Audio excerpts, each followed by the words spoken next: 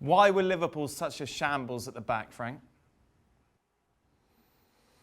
No communication whatsoever. I think, of course, we're going to talk about Adrian and the first goal, and he started from there.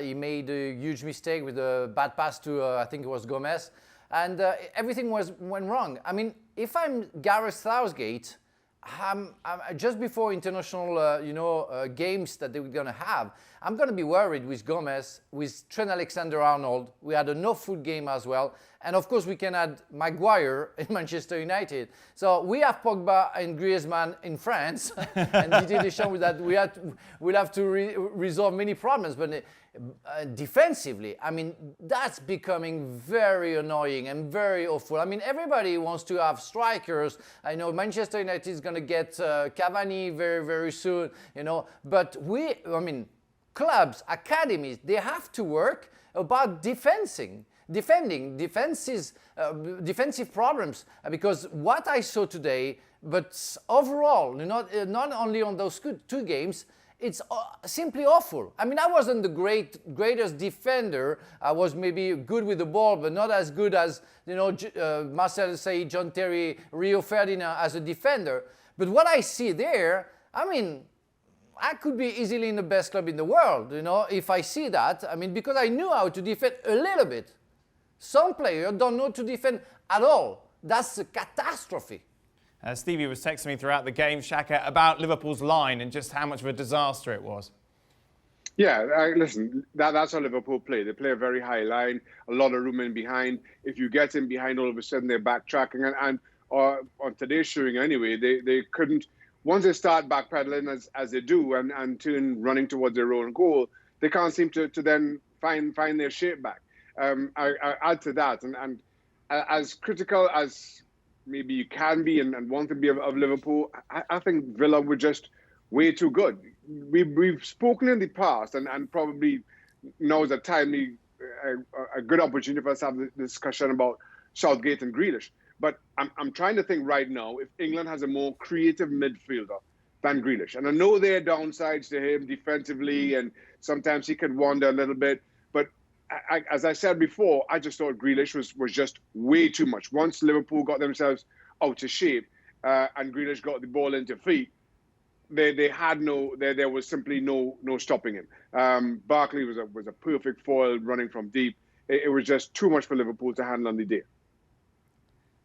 But why was it too much to handle, Frank? This is the point that I'm still not grasping. This is the defending champions, the team that bossed the Premier League, that won it by 18 points at a canter last season. How did they get torn apart so easily by Aston Villa?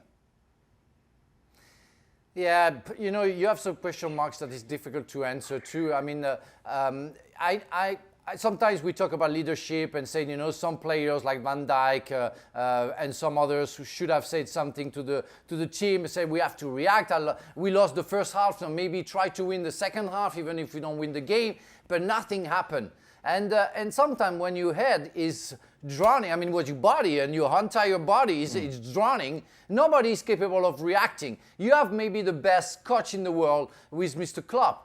And nothing happened. We can hammer Ole Gunnar Solskjaer after, but Klopp had the same thing when he has all the credit in the world, and nothing was able to work. We don't have a team like when we talk about Liverpool with big stars like Ronaldo, Messi, everything. We always say that they were a real squad, a real team. They worked together, so they drawn together today. Yep. But you have to give the credit to Aston Villa. Don't forget that 3 goals were deflection as well. Right. So everything went well for the Villains because they did everything to have that kind of score, and Liverpool did everything to lose that game.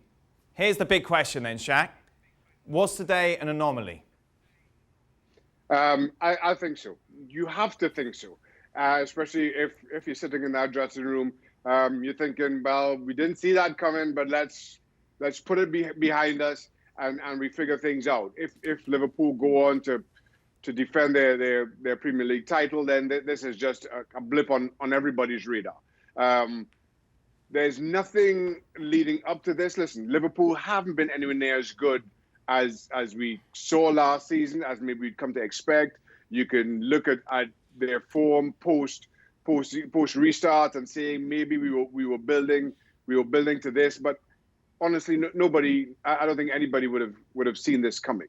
Now you have to put that right. Up until now, you were 100%, and then all of a sudden you get this gut punch, and good teams respond.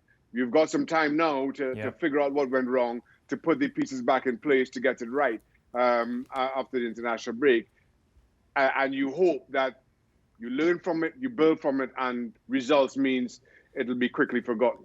By the way, that game after the international break, Everton, who of course will go into the tie with a perfect record. Frank, same question to you. Was this just a one-off, or are there deeper concerns here looking at Liverpool? Well, the problem for me is they don't have a game straight after, to forget very quickly about that defeat, when they all have to play with other players in international games. So, and after you're going to come back and try to resolve the problem with your coach. Hopefully, they have everything in their brains to shut down the nightmare and just see the positive aspect of the future because they have qualities. And as I said before, it's better sometimes to lose 1 time 7-2 than to lose 7 times 1-0. That's what it is. That's the real aspect and the beauty of football. It doesn't. You lost on 3 points, only 3 points. If you didn't lose your stamina, your ambition, we are going to have an answer very quickly with the next game for Liverpool. Well, thank you very much for watching ESPN on YouTube. For more sports highlights and analysis, be sure to download the ESPN app. And for live streaming, premium content, and let's not forget as well, ESPN FC 7 days a week. Subscribe to ESPN Plus.